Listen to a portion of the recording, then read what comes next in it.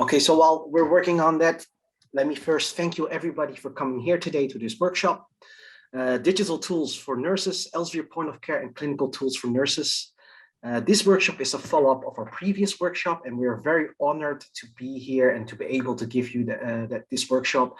And we're also even more honored that we were able to give the previous workshop at the Florence Nightingale Foundation conference, and even more so now, because now Gladys and I are back in Amsterdam, and we are in the first week of our 3-week lockdown. Before we start, let me get some housekeeping out of the way. This session, as you have noticed, will be recorded, and during this session, you can ask questions in the Q&A section below.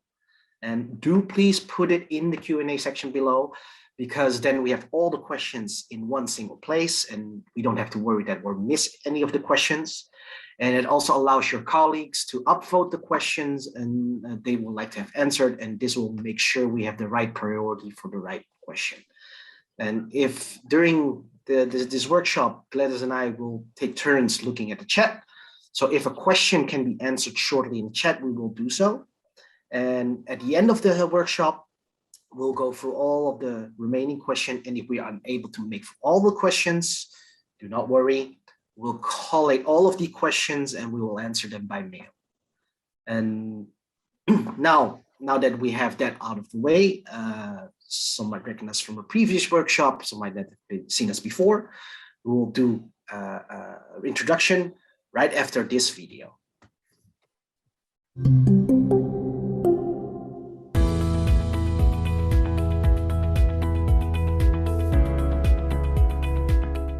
Hello to everyone at the Florence Nightingale Foundation and the esteemed nurses, midwives, and guests attending this year's conference.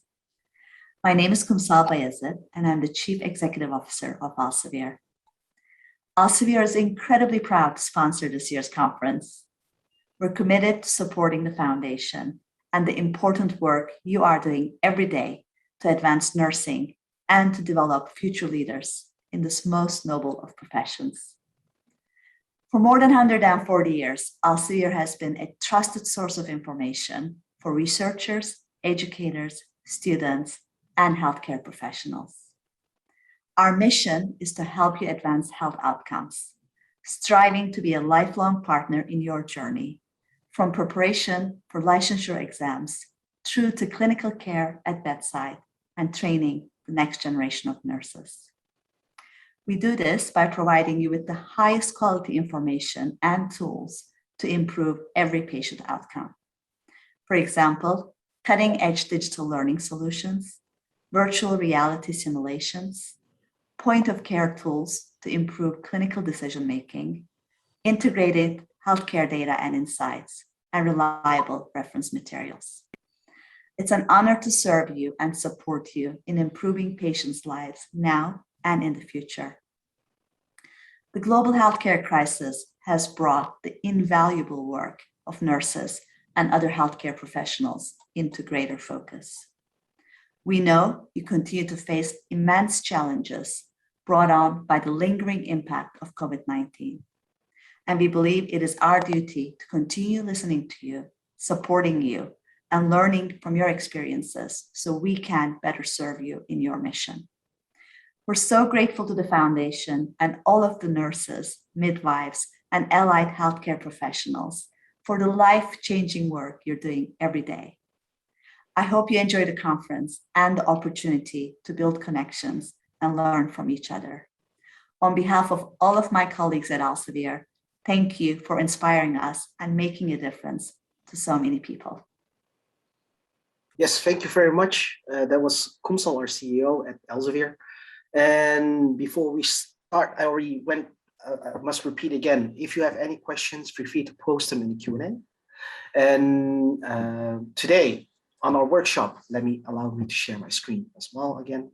So today, welcome to Digital Tools for Nurses, Elsevier Point of Care and Digital Clinical Tools for Nurses. This is the agenda what we're going to do today. We're going to do a small recap where we share our experience at the Florence Nightingale 2021 Scholars Conference. Then we're going to introduce ourselves, and Gladys will tell us something about Empower and its impact on healthcare. It's a small recap for the people who have not been able to join us at the previous workshop. It will be a great small recap for it. And then through 6 cases which we have prepared, we will actually explain digital resources which we have and how to use them. These are what we're going to show you is part of our platform, Clinical Key. And you do not have to actually use this platform. We're just using it because Gladys and I are both employees at Elsevier and we have free access to this tool. But I'm sure at your own trust or your organization, you will have, if you do not have access to Clinical Key, there will be alternatives. Please do see your information specialist. They can advise you on alternatives or something which is equal or the tools which your trust does have. But we'll keep it very high level and the principles will also be the same. So even if you do not have access to Clinical Key, it will still be very useful to you. And the cases we're going to handle is acknowledge your diversity on your patients, build bridges with your patients whenever you can. Case 3 is promote cultural intelligence. Case 4, support your diversity inclusion boards and QPS. Case 5, overcome the overfocus on written media. And finally, case 6, social media as a tool. And some who have done the previous workshop might be familiar with this. It's like, hey, I recognize this, but it will be, this time it will be more focused on the practical side and also more on a side where we can go deeper into it and show you how to get this information as well. And then to cap it off, we will end the session with a Q&A. So before we go, I'm here today with Gladys Lopez. And Gladys, would you like to start with introducing yourself? Sure, thank you, Koen, and welcome again, everybody. As Koen said, some of you might have known us when we were at the Florence Nightingale Foundation last October. We were super excited to be there and sharing our project and also some examples that we can conduct with our evidence-based tools. As Koen said, is not only from Clinical Key. If you have other tools, I'm sure that you will be able also to find some of these examples there. And well, for those of you who doesn't know us, let us introduce ourselves again. My name is Gladys Lopez. As you can hear, I'm a Spanish native speaker, so I'm originally from Guatemala. Same as Koen, I'm living in Amsterdam. We're working at Elsevier. We're both customer success managers. My region is the Nordics, so that means Sweden, Finland, Norway, Denmark, and half of the UK. That means Scotland, Wales, and the north part of the UK.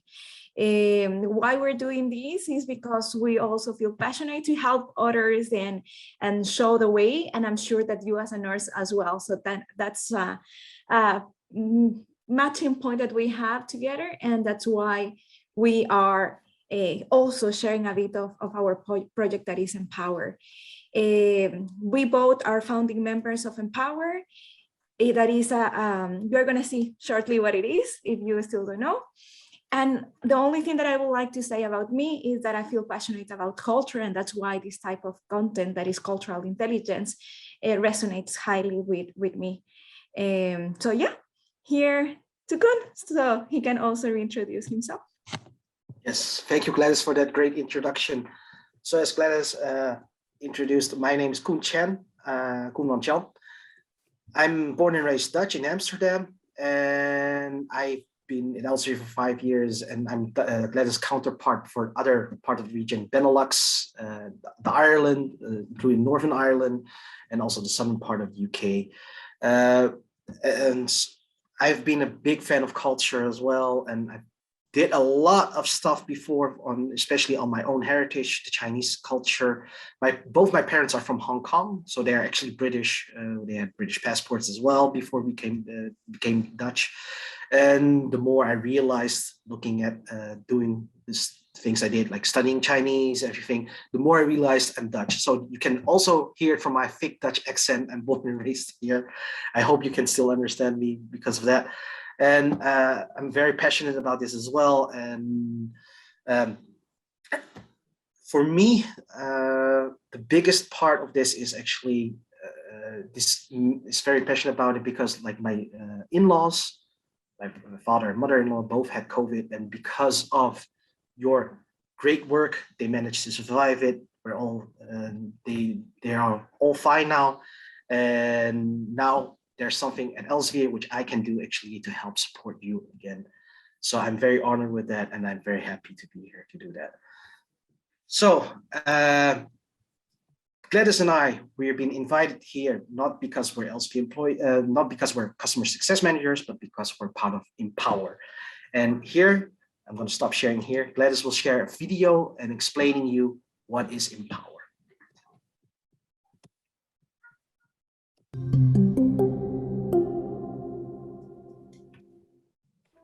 Our project is called Empower.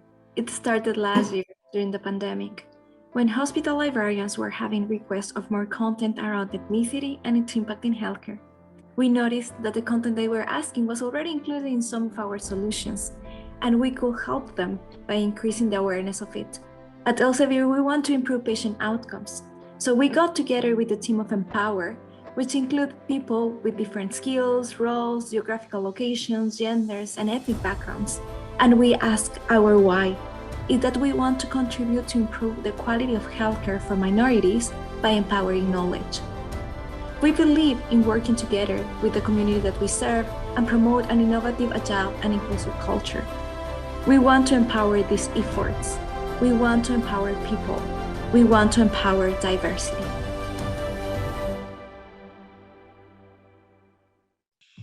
You will be able to see a bit more what it is our project. It's just 1.5 minutes that comprise everything that we want to share about these efforts that we have been conducting around diversity and inclusion. And I'm sure that you're asking like, why we are talking about diversity and inclusion and empower when I'm here for digital knowledge tools for nurses.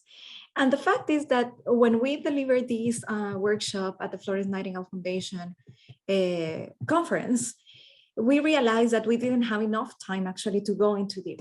So today, I'm just gonna make a brief summary of what we presented there. Then, what we are gonna do is that we're gonna jump, as Kun has said, into 6 cases that are the ones that we would like you to invite to include in your own areas of work. So let me start sharing my screen and sharing why for us is important. This project is important for us because we are all living our diversity. As you can see in this map, this is the team that work with Kun, myself, and Maria, who is in the controls at the moment. And we are all from different backgrounds. We are all from different ethnicities. We are all from different geographical locations and also genders. And that's why we are living the diversity inside, and we want to invite everybody to live the diversity the way that we can include small actions in our own routine. So you're going to see, as Kun mentioned before, 6 examples afterwards, but let me just share a bit why this project was created. And was created because, as you can hear, we want to improve patient outcomes, but we are not in front of the patients. You are the ones in front of the patient. So we want to be this platform, not only looking, let's say, clinical key and clinical key for nursing for medical conditions, but also for leadership topics and other use cases that we are going to project soon. And one of the important leadership topics that we have heard, and we also hear when we were at the Florence Nightingale Foundation Scholarship Scholars Conference, they even said that Florence Nightingale Foundation is opening for international nurses to engage more. And also that connects with another thing. Last year, I was reading, I remember around December, that 43% of your professionals are coming from different backgrounds and not only one, right? So this diversity also help your patients to connect better with you, and also help science to advance their development. So as you can see here, why cultural intelligence is important is because honestly, before we thought that an intelligent person was the one with numbers. Then we knew that it was spatial and different types of intelligence. Then we knew that it was interpersonal. But nowadays we know that is the ability to efficiently traverse multicultural environments and have that connections with others and being able to communicate. Here, I'm just sharing this deck. You're gonna receive it after this presentation, where you can click on the articles, and if you have access to Clinical Kit for Nursing, you will be able to read it.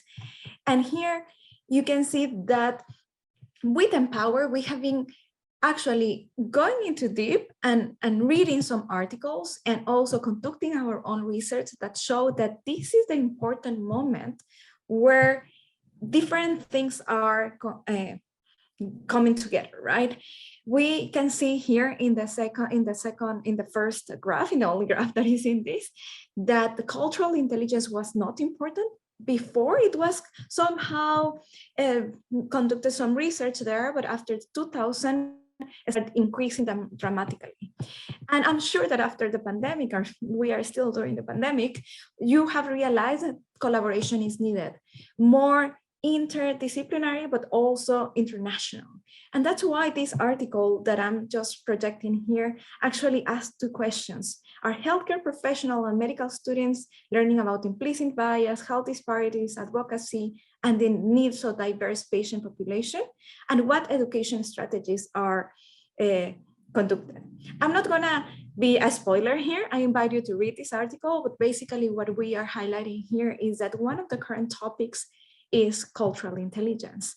And now you are in the perfect opportunity to be change agent of change, that also promote in your institution this type of topics. If you feel attracted to this one, you can be part of the Empower Network. If you're attracted to quality and patient safety, you can go with that group. If you are attracted to support different other groups, you have the opportunity to do it, right?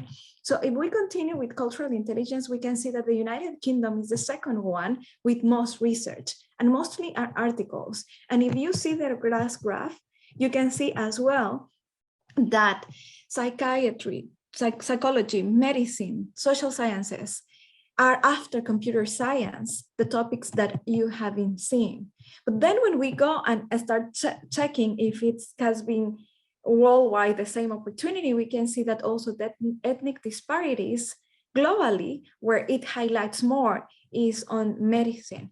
So here is when I want to just show an example why for us is important this, because we are at the point of care, and if you increase this cultural intelligence awareness, you will be helping to move forward all these topics of diversity and inclusion and equity. Why? Because we are aware that the standards of care sometimes are lower for ethnic minorities, and it might be miscommunication. It might be that they are not talking the same language. It can be that you are, if you're a patient, you are receiving a different treatment because not your ethnicity or your gender has not been considered. You are an agent of change, and you can actually be a promoter of that. And if you are in the field of research, you can also start using different language. So here is something that we presented at the Florence Nightingale Foundation. I'm not gonna go into deep, and I'm just gonna share that this is what we think about promoting, increasing cultural competences. It's just an iceberg.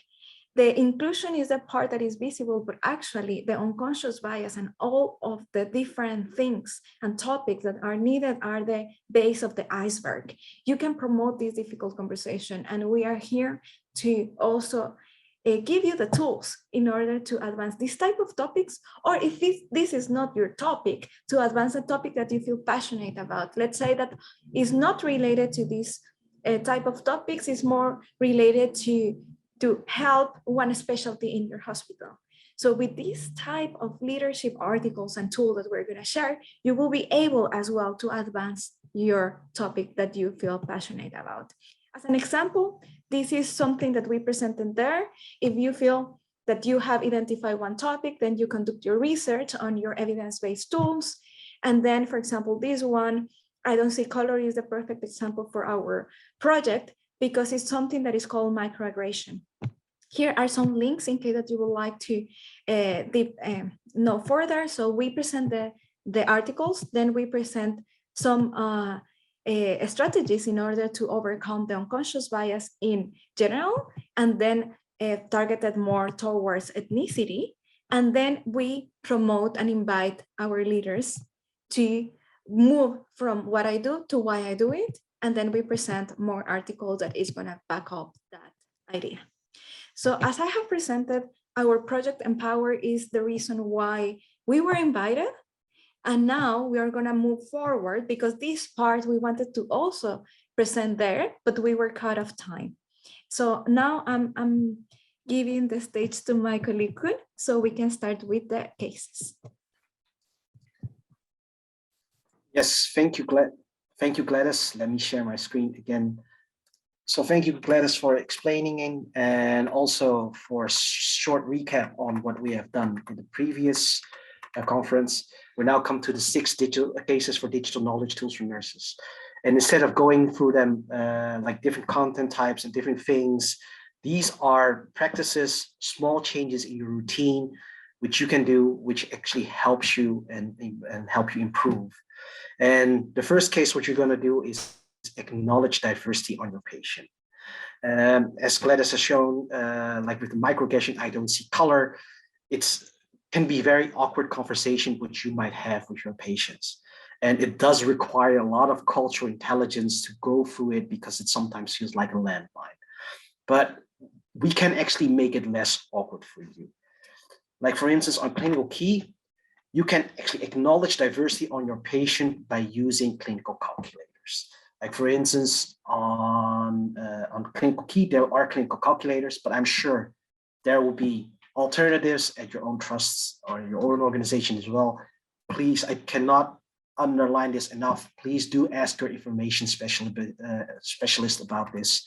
But on Clinical Key, there are different kind of clinical calculators, which is calculators with evidence-based information, which allows you to help you support your diagnosis or actually to make this conversation less awkward. We have, for instance, on diabetes, on cardiovascular, there are clinical calculators on breast cancer as well, on Black women. And we have all different kind of content on the platform, which actually helps you tackle this issue. Like for instance, there's an article which we just found is like, is Asian ethnicity an independent risk factor on severe perinatal trauma in childbirth? And there's a systematic review on it as well. And last time we did not get the time to show you how to get to this information, so I'm not going to do it here. I'm going to go through the clinical calculators. And thus, Gladys, can you see my browser at this moment, Gladys? Yes, we can see your browser is loading. Okay, great. So this is Clinical Key, the platform which we have. It's immediately you have the search bar, and below you have the book journals and everything. But here we're going to have the clinical calculators, interactive tools to support treatment, diagnosis, and screening. Like I'm going to click on this one here, and we have different kind of ones. And I want to show you the cardiovascular risk assessment, for instance, this one here. Instead of going through it and then like, shall I ask it or maybe make incorrect assumptions about race, you can just sit down with them and go through this calculator together. And here, this example is a bit more Americanized, so this American Indian, Asian, but we have a lot of tools which are also very European-centric, where you can use them. Like if it's Asian, the sex is here filled in for female or male, the age and everything. So instead of being very awkward about it, beating around the bush, you can just sit them down, go through this calculator together, and it actually takes the awkwardness out of this conversation. And just changing that in your regular routine using clinical calculators can help you in your daily life and actually equip yourself to have these difficult conversations. So this is case one. Now, Gladys, for the second case. Thank you, Kun. As you can see, Kun showed clinical calculators focusing also on our main topic, that it was diversity and inclusion. And let me also share then the case two. And the case two is how you can build bridges with your patients wherever you can. And this, let me just share my screen.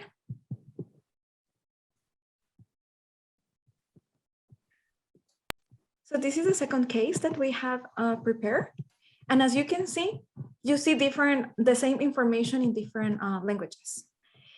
How we do that is because we can create in Clinical Key and Clinical Key for Nursing a PDF helping the connection with the healthcare provider, with the patient that is not, let's say, a native speaker.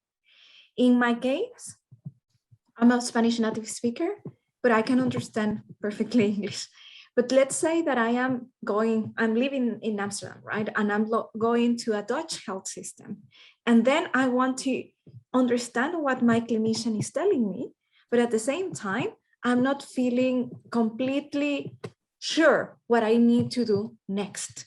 The same thing can happen to someone in the UK, not an English native speaker.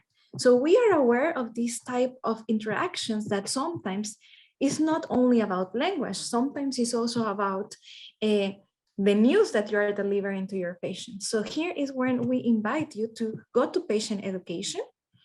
And then in patient education, as you saw on my presentation, you can see that we have a lot of patient education content. As I was showing this one, it's 10 things you can do to manage your COVID-19 at home. You can be easily interacting with your patients, but just printing this information that you would like them to continue taking care at their homes. Add your contact information, add some recommendations here, but not only create a PDF in English, but you can create it in so many different languages that you will help to connect with your patient. So in this case, for matter of this example, I'm just choosing 3 more languages. And let's say we already show traditional Chinese and Bengali. So now I'm just picking it up, Vietnamese, Tagalog, and Arabic. And then with one just simple click, you create a printable PDF. And in matters of seconds, this Clinical Key for Nursing, that is the same as Clinical Key, create a PDF that you can send either by email or you can print it and share it with your patient. This will help you with two things. The first one is that you are going to create a bridge by connecting with people with different backgrounds and different languages. And second, you will be able to connect with difficult topics with your patient when maybe it's a shocking moment. So you can see here Vietnamese. It's the same information that was projected in English. Then you can see Tagalog, and then you can see Arabic. As you can see, it's not only like a search engine that translated. No, we are a global company and we have so many native speakers. So this is constantly updated, not only the information, but also we make sure that we are sharing the accurate content and the accurate language. So this is the second example. Back to you, Kun, for the third example. Yes. However, I do like to note, like the patient education, which Gladys showed you. That's something which I actually used in my own daily life. As I told you before, I have family members who had suffered from COVID, and even though I'm fluent in Chinese, it's very difficult to explain for them a lot of medical terms as well. So I've used this one actually to have it explained so they can read in their own language what to do with COVID, how to deal with it at home. And that was very convenient for myself. And another thing is the translations, like for instance, the Arabic one that was actually provided by us, small fact, by the Ministry of Health of Saudi Arabia, because we have different, during the COVID pandemic, we actually made a lot of our information free to public. And the health department, they really liked it, and so they made a translation themselves. So that's the level of translation what you should think about with these patient education. And now I'm going to share on case 3. Can you see it? Case 3, Gladys? Yes, we can see. Okay, great. So case 3 is promote cultural intelligence, because we have, in our previous workshop, we have shown you the importance of cultural intelligence and how actually great it can help you with it. But as with medicine, as you know, it's not a field which is static. It's always on the move. It's always evolving. Everything is new. People, every day we know and know more. There is a lot of things written about it. And one thing which is actually we see like as a pitfall is people only use these digital resources, the digital tools, just for the conditions or procedures. But there's a lot more there to it. You can actually also use these tools actually to promote cultural intelligence, to update yourself, and also to actually get more information on it on thought leadership as well. Like these are just examples of core titles which we have on our platform. Like you have on Clinical Key for Nursing, you have the Nurse Leader, Nurse Study, Nurse Education Today, where you can actually read on and stay abreast of the latest information in your field on how thought leadership works in your field. And on Clinical Key, we have the Lancet, Emergency Medicine, Clinical Essentials, a lot of titles which can really help you in your development and thought leadership. And it also helps you with the scholarship with Florence Nightingale Foundation. And so the tip here is do not just concentrate on the condition or the procedure. Also use it for yourself, for the development of yourself. And a very easy way to do it is on the platform. I'm going to show you how it's done on Clinical Key, but again, there are many alternatives, and I'm sure a lot of our competitors will have this function as well. But let me share it here with you. Here, like here now you have my browser again. This is Clinical Key, and when you want to read it, here we have journals. We have over 1,000 books, 700 journals, and you can just use the search bar to go to it.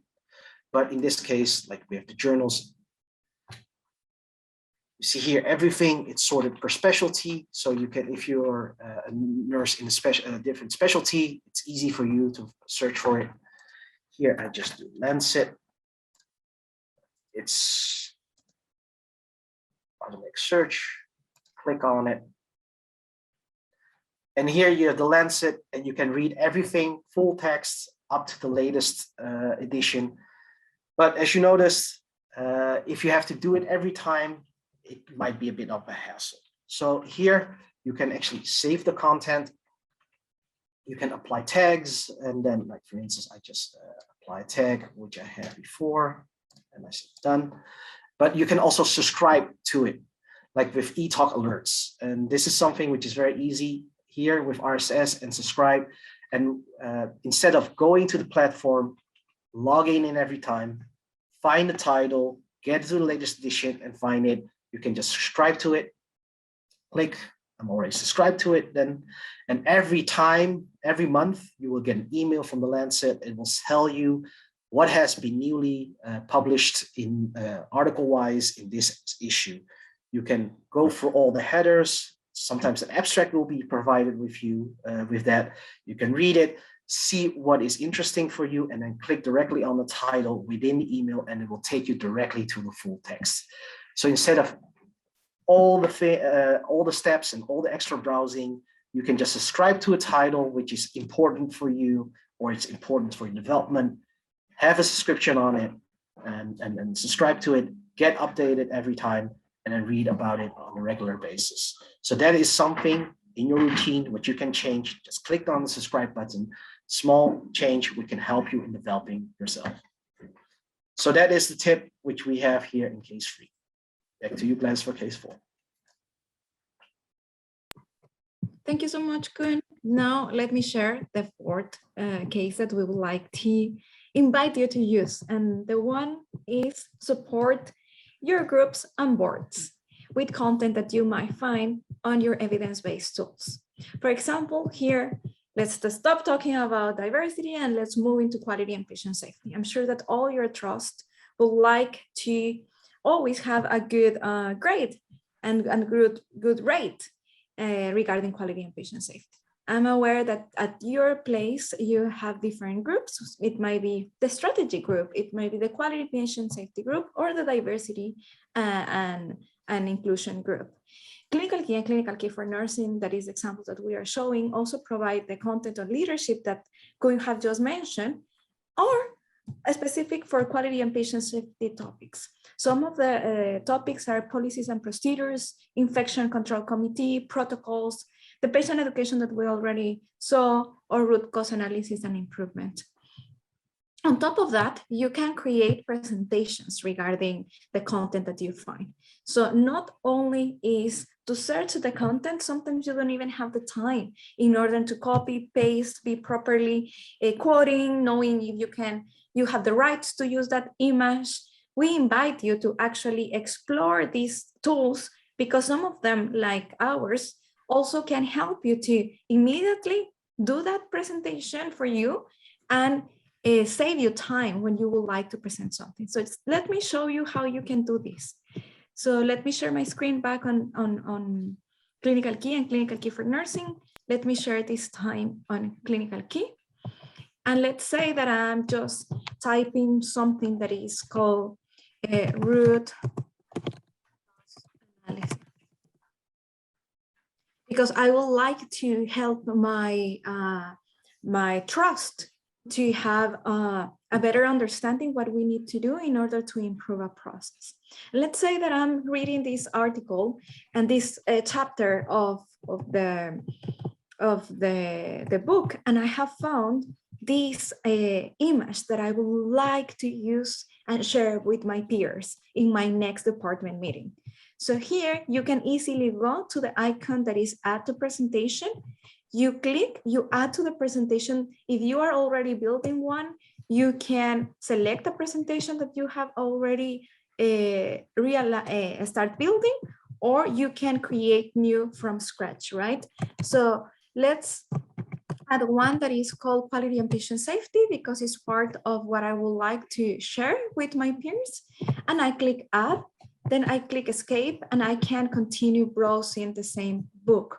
But let's say that I am actually conducting the research and I want to focus on what I'm gonna find regarding different books and different things that I'm accessing. It can be a journal, it can be a book, it can be patient education, it can be a guideline. We also have the nice guidelines here. But let's say that I would like to also check what is going on with quality and patient safety in the hospital. And I found that I would like also to include something different. It can be that I would like to include this table as well, and I would like to save it. If I want to save it and not only include it in the presentation, what you can do is, remember that I show you that you have to click on the icon of presentation. If you just want to save the information, you just have to click on this one, on the icon of save. Let's say that I will still continue my analysis and I would like to include something else. And I would like to include more like images or videos. So I filter through image, and I'm still conducting my quality and patient safety research, but I'm not bothering about where I'm gonna find the images that I would like to present. I am actually checking it out that this is something that I would also like my team to know. And now that I click again on the presentation because I want to add to my presentation, I just have to go to the presentation that I have created, click add and view presentation, and it's gonna take me to the presentation maker. If you have a personal account on our tools, you will be able to see all the presentations that you have created, and not only with the content of today here, where you can see presentations. And remember, the article that I have saved, it can be also checked on save content. As a matter of this example, I'm just going to show you how easily it is to export the two images of quality and patient safety that I have just selected in a PowerPoint presentation. You just have to click Then Clinical Key is gonna create that presentation for you. And I'm changing the screen so you can see how on PowerPoint you will be able to receive the image and the proper quotations regarding to each of the content that you have selected. Then you can edit this presentation, add more logos, add more information, as long as it's for non-commercial purposes and you respect the properly quoting, you can use this presentation with your team and to share with others. As you can see, my example was for quality and patient safety, but we have content also for strategy. We have content for root cause analysis. We have content for diversity and inclusion. We have content for disabilities. So feel free to explore and think that Clinical Key and Clinical Key for Nursing and your evidence-based tools are not only for the medical conditions. So next example, Kun. Yes, I forgot to go off mute, of course. Thank you. So case 5, do not overcome the overfocus on written content, because everything you see mostly are written content. Either it's books, journals, and people keep focusing on them a lot. But as we're going, developing, there are much more tools which are not written. There are also digital resources, like for instance on Clinical Key and Clinical Key for Nursing. We also provide videos on procedures. And this is perfect, for instance, to study new procedures or to refresh on common procedures. Like, let me reshare my screen for here. So with my browser, like for instance, I have here hernia, I type children, search. And here, I'm gonna focus on videos using one of the filters on the left-hand side. And we have here a video of umbilical hernia repair in children. As somebody who, like for instance, surgeon, you could be operating on multiple hernias multiple times per day, but like with children, it might be totally different. And here, when you click on this video, you can see the entire video in a source again, but there's much actually more on that. Like if we go here, you can view in source. Then you have the procedure video, but it has more information in just that on Clinical Key. You have the introduction, how they came to it. You have high quality images. You have the contradictions, equipment, anatomy, all full text and images from our contents, and all reliable information which you would expect from Elsevier, and everything, as Gladys said, the copyright is being taken care of when you export.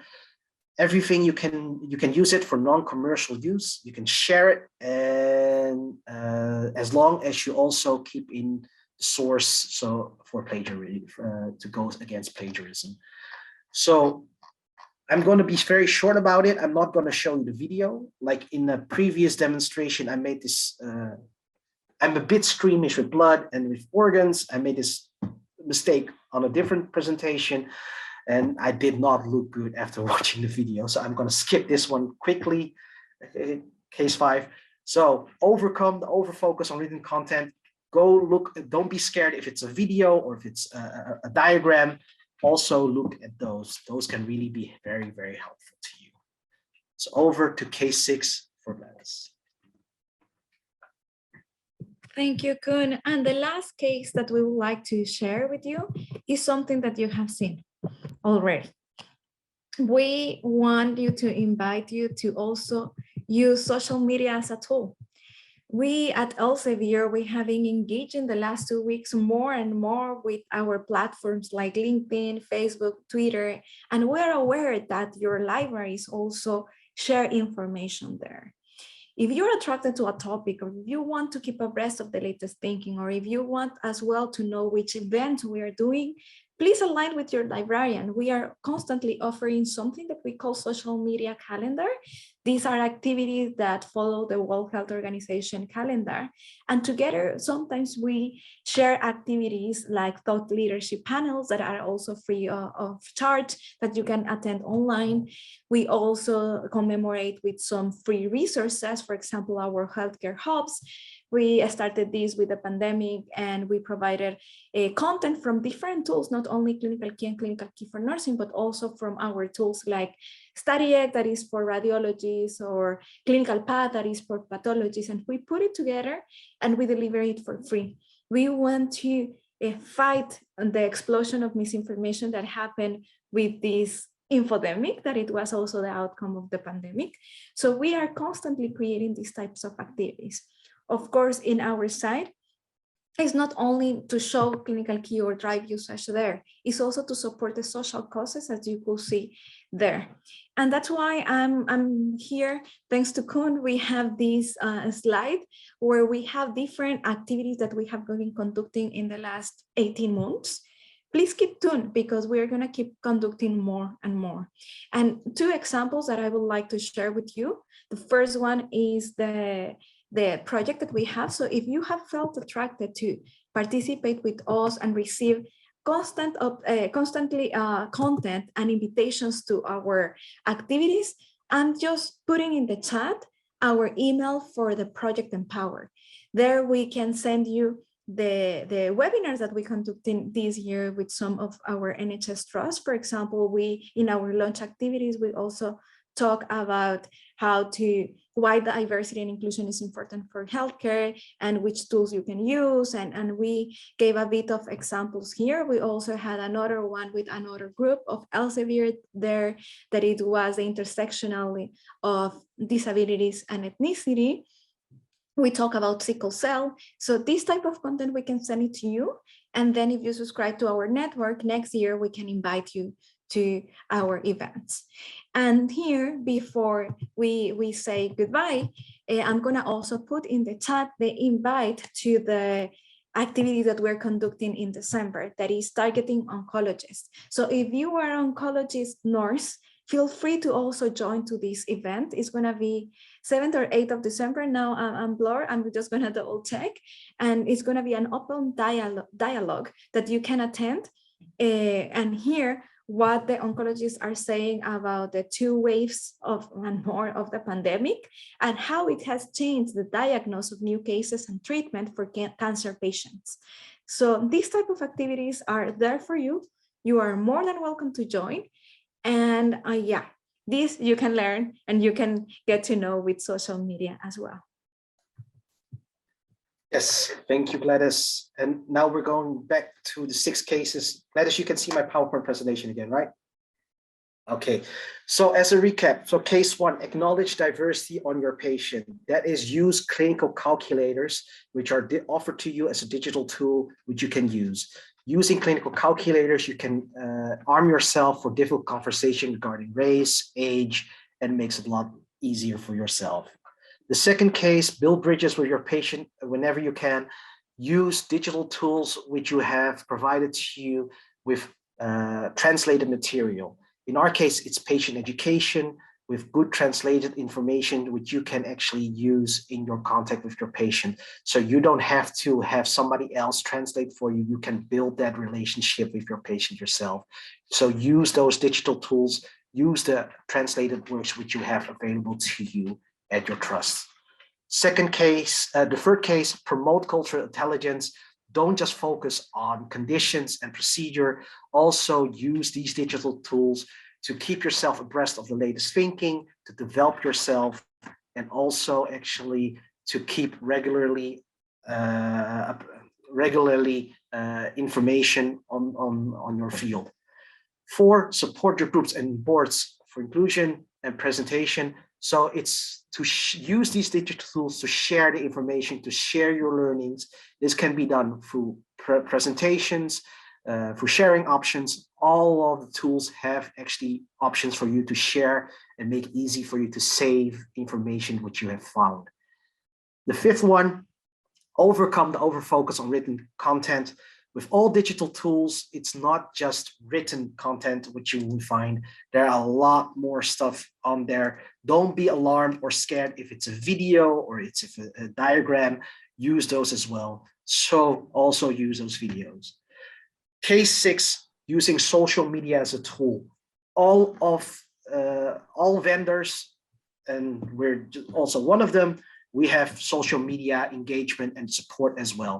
So ask your information specialist, what is the biggest tool what is the biggest, most important tool which you use at your own trust? Subscribe to their Twitter, subscribe to their Facebook or their social media calendar, be involved, get the latest things so you can get more out of the digital tool, more out of the platform, and getting the most out of the investment which your trust does in the platform and the digital tools. So these are the 6 cases which we had, and these are just minor changes which you can do in your daily routine to incorporate these digital tools for your and in your workflow. And we have now come to the end of our presentation and on the workshop, and we have now time for the Q&A. And Gladys, did you check the chat, or do we have anything to any questions from the public? I can see one here from Claudia Lewis, and she said that she was unable to get it earlier. And how do I get the recording? So we are going to send the link to Florence Nightingale, right, Koen, if I'm not mistaken, to them, and they will be able to also share it with you all. But just to be on the safe side, if you would like us to send us an email, I think in the next slide, you can see our emails. And we can, if you have not received from Florence Nightingale Foundation, we can also send it to you. Yeah, exactly. Like here you have our emails, our contact address. So after this presentation, when you're like, oh, I forgot to ask that, or that is something which I actually want to know more about, you can email us directly here, and we gladly, when we get your questions, we can gladly help you from there. As Koen said, for us are just examples that we have seen that several pros have found interesting. So that's why we wanted to share with you today. Of course, there are not only 6 cases, you can find several more cases of how you can use, but the most important message here is that you have digital tools at your hands, provided with your librarians, provided with your healthcare board, provided by your trust. Explore them. We are living in the digital times, and what for me is extremely exciting is to see that digital nurses and nurse leadership is taking more into the spotlight. So be the ones advancing these topics. Feel free to reach out to us. And well, we are conscious of the time. So thank you so much for dedicating this time for us. And I can see not longer any other question. So Koen, I don't know if you would like to close this session.